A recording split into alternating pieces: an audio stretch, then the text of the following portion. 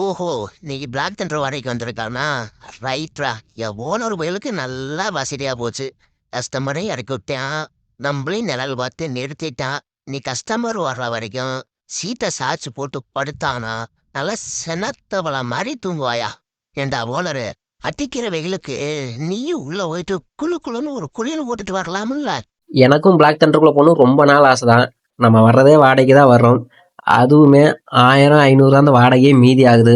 Entrance fees எவ்வளோன்னு பார்த்தா அதுவே 900 வருது. 900 செலவு பண்ணிட்டு போற அளவுக்கு நம்ம பெரிய ஆள் கிடையாது. இல்ல நான் மட்டும் உள்ள போய் கிழிச்சிருவேன். டேய் ஓனரா, எனக்கு ரொம்ப நாளா ஒரு சந்தேகம்பா. டீ போர்டு டிரைவர் எல்லாம் கஸ்டமர் வர்ற வரைக்கும் வண்டியில படுத்தே கிடக்குறீங்களே, ஒரு நாளாச்சும் பிளாக் தண்டருக்குள்ள போய் பார்க்கணுங்கிற ஆசை உங்களுக்குலாம் வருமா வராதாடா? எனக்குன்னு இல்லை, இங்கே வர்ற நிறையா டீப்பர் டிரைவர்ஸுக்கு இது ஒரு ஆசையாக தான் இருக்கும். ஏன்னா எல்லாருமே வெளியே உட்காந்து வேடிக்கை பார்க்குறோம்.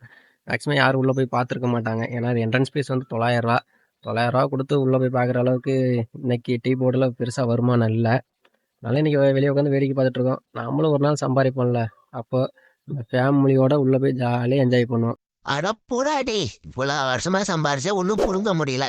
இதுக்கு மேலே நீ சம்பாரிச்சு அப்படியே குடும்பத்தோட வந்து என்ஜாய் பண்ணி கிழிச்சிருவேன்.